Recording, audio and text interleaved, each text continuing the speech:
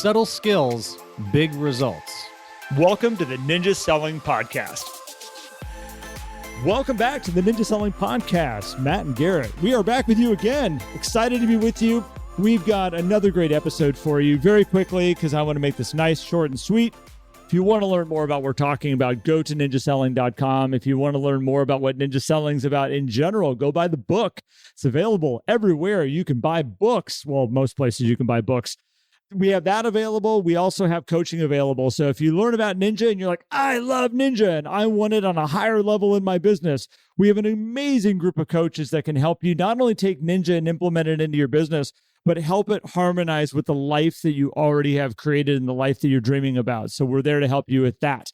And moving along these lines, if you also want to join our incredible community of people that listen to this podcast, try to implement as much as they can of this through the podcast, we have the Facebook community, which is the Ninja Selling group in there. Please go check that out. And you will find a whole bunch of like-minded people like yourself that are all working together and thriving. So Matt, good morning, sir.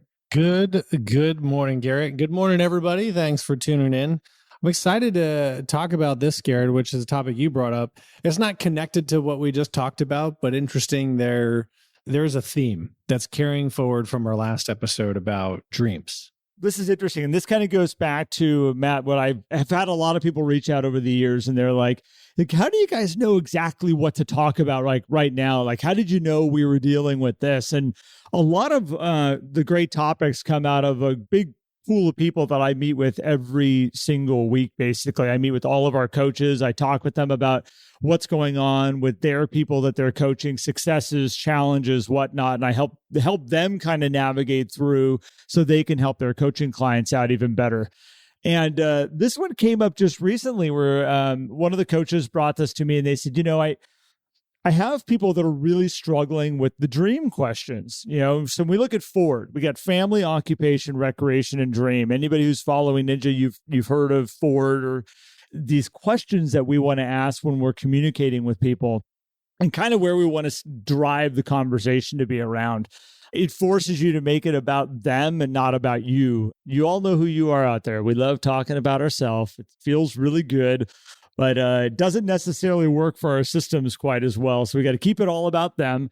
But when it comes to these dream questions, I think it can feel clunky, Matt. I think a lot of people just kind of gets awkward where it's like, okay, how do I ask a dream question? What does a dream question consist of?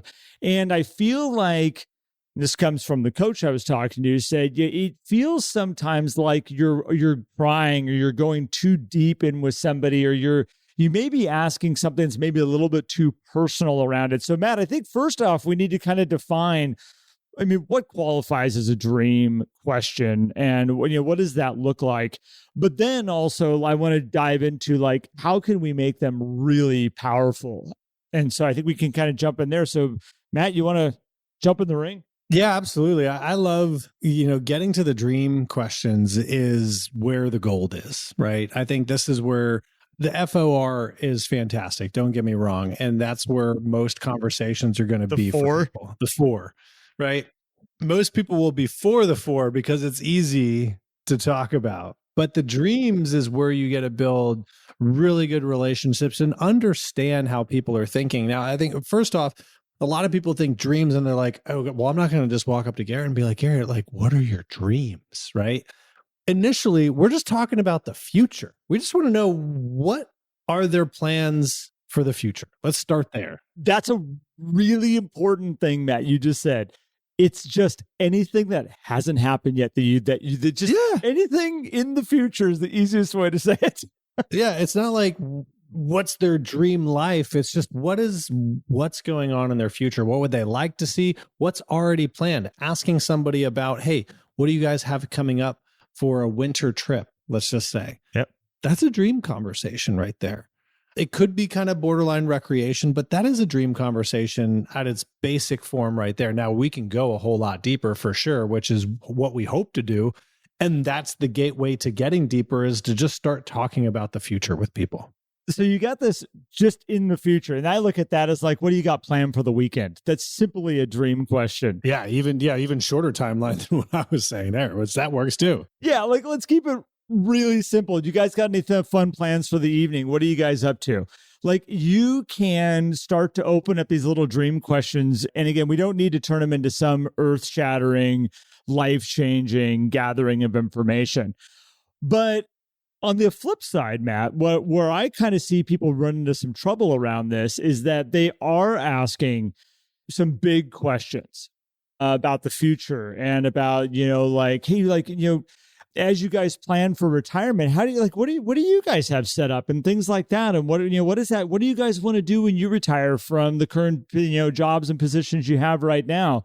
And all of a sudden you have somebody going, well, gosh, like, let's think about that. Like, we've always wanted to live on the coast. We've always wanted to, have a place up in the mountains. Oh my gosh, you imagine, like, that's been something we've dreamed about for years. And you start going down these routes with people. I find that, Matt, where it can get really interesting, or maybe where it kind of can get clunky, is that we look at it as a tool for gathering information rather than really dreaming with these people. And it turns into this system to generate business and to find where the next transaction is going to come. And this is why we ask family questions. This is why we ask occupation questions. It's why we ask recreation questions, because there might be something in there. They might have a job change. They might have a new kid coming. They might have a kid going off to college. They might have all these life changes that drive real estate to happen. And I think a lot of people lean into that forward as this is how I find business instead of this is how I connect with people. And then when it comes to dreams, like, it can get a little icky when you have the wrong intention behind it, because you're not dreaming with them. You're not sitting there and like exploring what the future is going to be. You're looking at it as I'm going to hear what they've got coming up because maybe there's business in here. Maybe they've got future plans that's going to lead me to be able to sell another home. Oh, their dreams for this summer is they're thinking about doing this, which might cause them to make a life change. Oh, I'm going to keep them on my warm list right now because there's potential business in there. Forget all that. The best ninjas, Matt, forget all of that. Well, they don't forget. They pay attention to it. It's kind of the little voice in the back of their head going like, I should probably pay attention to that. But they're more intrigued in going, tell me about that mountain property. Like, what would it look like? Like, tell me all about it. I want to know. Let's go have lunch. I want to know more about this thing that you're talking about. If you were to unpack the coast property and living on the beach, I would be able to tell you I've never seen my wife happier than having her feet in the sand and waves crashing behind her. And maybe even being without me. Wait a minute. By herself. It might be me sitting up on a porch and just watching this wonderful person. Without you in the house, just without you on the beach at that single moment in time. On the beach. Gotcha. It's on the beach. Just Thank making you, sure. Matt. Thank you for clarifying. It's that watching her from a distance, which, by the way, any of you who truly love somebody, that feeling of watching somebody from a distance, not creepy wise, but just watching them from a distance. You know where I'm going, Matt. One of my favorite memories of my wife is the times that we go to the ocean and I can sit up away from her and just watch her completely in utter happiness, just decompress walking along the beach. Sounds like you're moving to Charleston. No, we're a West Coast family. I'm sorry, man. Oh. But so like that dream, when you really want to enter into that, and what does that mean to me living on the beach? It's not waking up and having a cup of coffee and sitting there and going like, oh, I mean, like, it's beautiful and there's birds and there's energy and there's all kinds of stuff. I love that.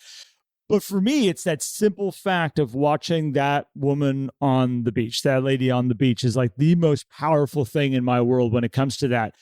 This is the cool stuff you get to get into around dreams and planning for the future and what that means. And any of you who, as long, Matt, as we do this podcast, at some point, we're going to have a beach house and you will all go, oh, I remember that podcast from back in 2023 that, Matt and Garrett did. Like, that's Garrett accomplishing a major dream that he has in his future.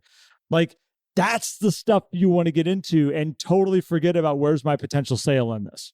And here's the other thing. There could be several houses before that beach house. There could be a lot of distance between that conversation, that dream, initial dream discussion, and what happens. what I find with dream conversations too, getting into that, right? Becoming heavily invested in other people's dreams. Like, man, Garrett, aside from the creepiness of watching people from a distance, tell me more about what it is about the beach that Sarah loves, right? If any of you could have seen Matt's face as I was saying those words, he was like, stop talking. I was like, this is going a weird way.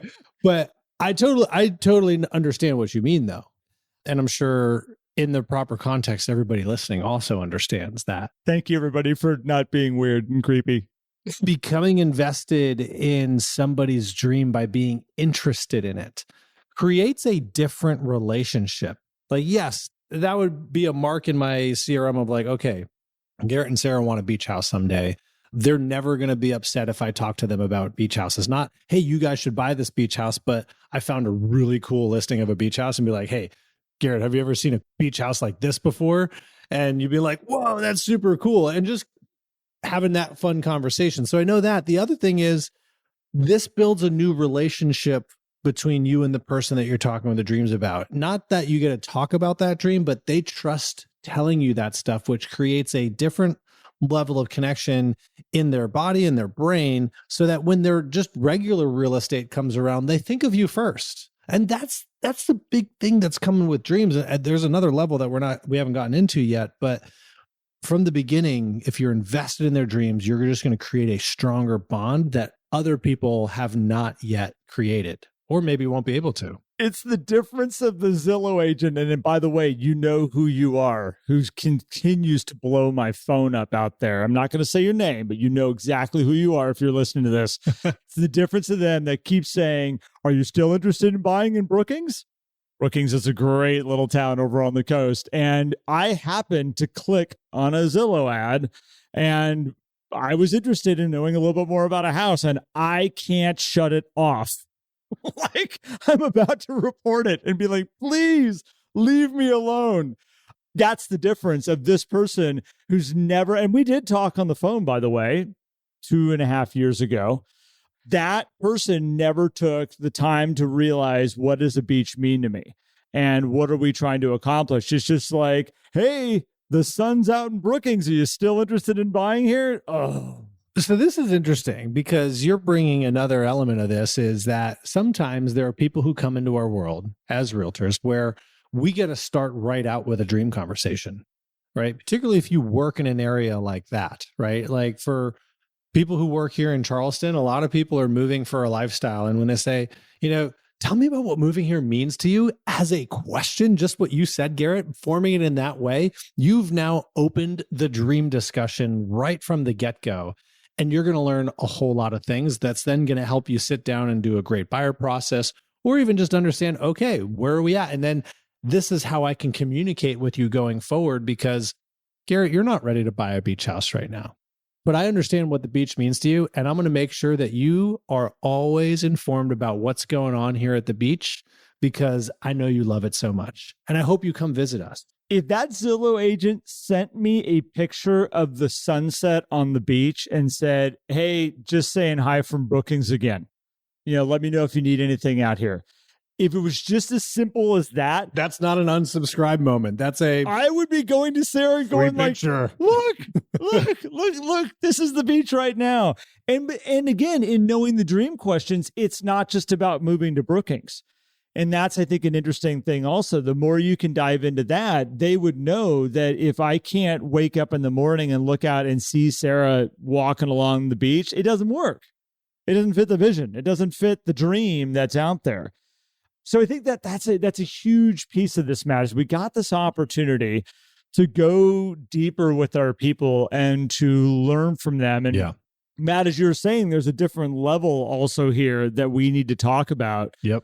Dreams can make you pretty vulnerable when you start to share that kind of stuff with somebody. And I don't know if you want to take and run with this real quick. Yeah, I mean, we were talking about this yesterday. You brought this up, and it makes sense, because if you're going to go and have this conversation with someone about their dreams, and it does lead to this vulnerable conversation, not vulnerable of like, oh my gosh, I have to tell my deep, darkest secrets, but these are things that are usually just kind of reserved for ourselves, is we have to be prepared that it's time for us to be a little bit vulnerable and talk about our dreams too, because it's going to come back around. Mm-hmm. And if we're going to be going all in on somebody's like, people like, well, and I think part of it, Garrett, is people enjoy having a connection with somebody, being on the same level of that dream. Now, it doesn't mean you have to have the same dreams, but let's take, the beach as an example.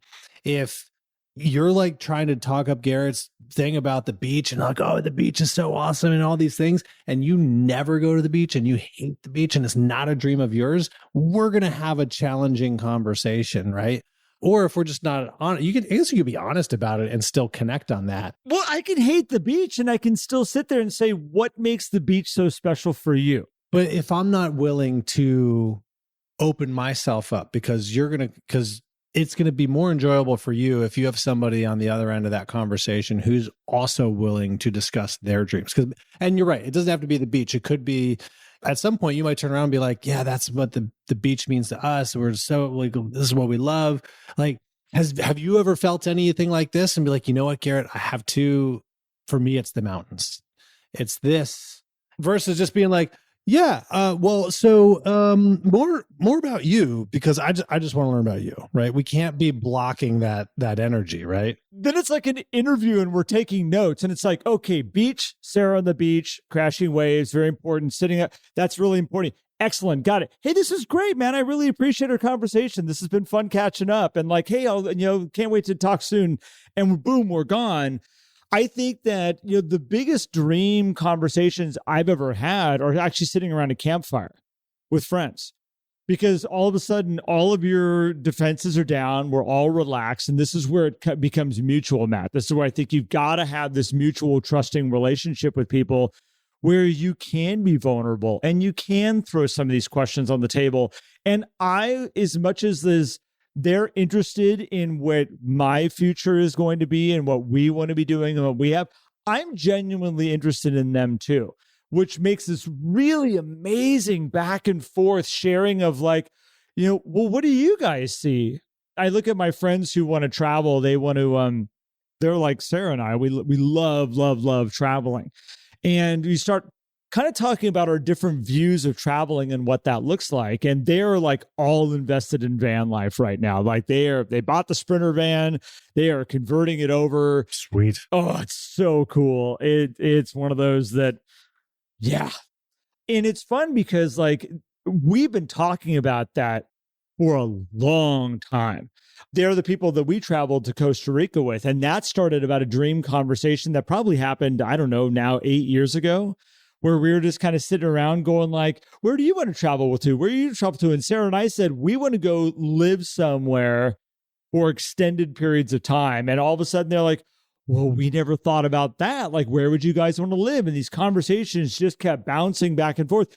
They moved to Costa Rica for a year off of that conversation sitting in their front room. This is the cool part about the dream conversations and the dream questions. And when you can get into that flow with somebody, it's where really deep relationships can be built because you know stuff about them. They were comfortable sharing stuff with you about how they view things, stuff that maybe a little bit, that's just not stuff you want to share with everybody. But you got to have that mutual relationship. You got to let those defenses down a little bit. And part of that means you need to be able to share with them. You do. And I think the in-person part of this is helpful, right? And you can have dream conversations over the phone, I think. And I take back what I said about like, well, you have to have the similar dream because I don't think that's necessarily required. My point is you need to be open to sharing back and forth. And I think the best way to start doing this is the in-person, right? Having your coffees and lunch. Like a lot of people is like, well, why am I having coffees and lunches with people? Because that's going to be one of your best opportunities to have dream conversations. In fact, I would encourage everybody, if you're doing in-person meetings, which you all should be doing, well, I guess you don't have to. You should be. Should. Make it a goal for every in-person conversation that you have to have a dream level conversation, meaning a conversation about the future. Because otherwise, I think you're missing a massive opportunity to capitalize on that in-person relationship. Otherwise, you probably could have just had a phone conversation. If you just wanted to get an update on what's going on with the family, you could have done that over the phone. Probably could have done that over text message. But the dreams aren't really happening unless you're, I mean, they can happen over the phone and text, but a lot of the way to catalyst that is in person. I'll give an example. I had coffee with a neighbor of mine yesterday, and we got to have a really great dream conversation. I got to learn about his ambitions to run for local office, all of the business ideas that he has that he wants to grow. And we went back and forth, which is now gives me the information and the fuel to be invested in his dream. So I can now text him about this stuff. I can call him about him stuff because we had that foundational stuff. Now, I knew some of this stuff existed, but until we actually sat down and met in person to talk about it, it was really hard for me to get invested into his dreams because I didn't really know exactly what they were. Now I have more clarity. And I think this is why getting the in-person coffees, and these could be 30 minutes. Like, you don't need to go and sit and have a 2-hour lunch with somebody to get into it. Like, you sit down, boom, you can launch right into the dreams. It's a little bit like, hey, how's the family? All that stuff. Awesome, man. Hey, tell me what's going on in your business. What do you want to see in the future for this? And you can get right into it. It's great. Yeah, Win Washley, who's a group agent that I've mentioned on the podcast numerous times, but he's one of the ones that when I first got involved with Ninja, when Win came with Ninja, he was one of the ones that was like using the systems day in and day out. And I learned a lot of what I know today from Win. He said, there's certain questions that you just don't ask at certain times. When you're making, this is what I love, Matt, about you saying get face to face with people. There's certain 2 to 3 minute phone calls you're trying to have to reconnect with somebody that maybe you lost connection with. And you never sit there and say like, oh, so you guys retired. Well, tell me what your retirement's going to look like. We're not in a 2 to 3 minute conversation here now. We are now in a, oh my gosh, we just opened Pandora's box. Very important question, by the way. Really good question, but not right now. Not in this moment of making our phone calls, connecting with all of our people and seeing how they're doing. But it is that opportunity to say, let's go have lunch. And your reason for your lunch is to find out and open up these deeper, bigger questions and really go down those paths. So I think the dream questions you just need to understand as you're using them as a ninja is that there's all these different levels of them. There's the, what do you guys got planned for the weekend? Are you doing anything fun? What do you guys got planned for your summer? Any great plans, any trips coming up or anything you're going to be doing? When's your next trip to the beach? I know you guys love the beach so much. When are you guys going to maybe making your way back out there? People ask it to me all the time. When's the next race, man? Where are you guys going? That's future stuff that's happening out. What do you like best about that track? What are you looking forward to most about where you're going here? All those are future dream type stuff. But there's the bigger questions. When someone tells me and says like, what do you want your future of racing to look like? Like, what do you hope to see out of like what you're growing around that area? That's not a 2-minute conversation. Yeah. They've got all kinds of cool ideas and thoughts in my head about what that's going to look like. So again, I think that you need to understand the power of them. And then Matt, the real big thing that we kind of lightly touched on here, kind of at the end of this, but it is the biggest thing is you need to be a little open also. This is not just gathering information for you. The deeper, the best dream conversations come out of you being vulnerable and open, and means you're going to have to put your stuff on the table too a little bit. It's where deep relationships and deep friendships are created. Yeah, it really is. I mean, the reason why we brought this up, this is an area where a lot of ninjas struggle. How do I get to those dream conversations? And I hope that this is helpful for people to see, hey, there is a way that we can walk into this, but it's also a lot easier than you think to have these conversations. You could also just go like the Lewis Howes route. I heard Lewis Howes on a podcast.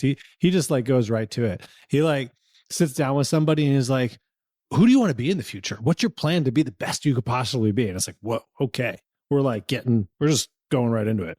You could do that. Although maybe you want to take a softer approach and start with just talking about what they're doing this weekend and elevate that. Here's the difference. If you really care, you can ask that question. That's a great point. A very, very good point. If you're doing it as a shock factor of, I heard this on a podcast and I'm going to start doing this to people because this is going to make me stand out and be different and be edgy and don't do it. If you truly at a core in your heart want to learn about somebody and what their dreams are for the future, you can be that person that sits down and says, I have a question for you. You can do it, but you at a core got to care. Yeah. No shock value here. And like this gets into like all the elements of what can build a really sustainable and powerful business, particularly if you're running the ninja systems, right?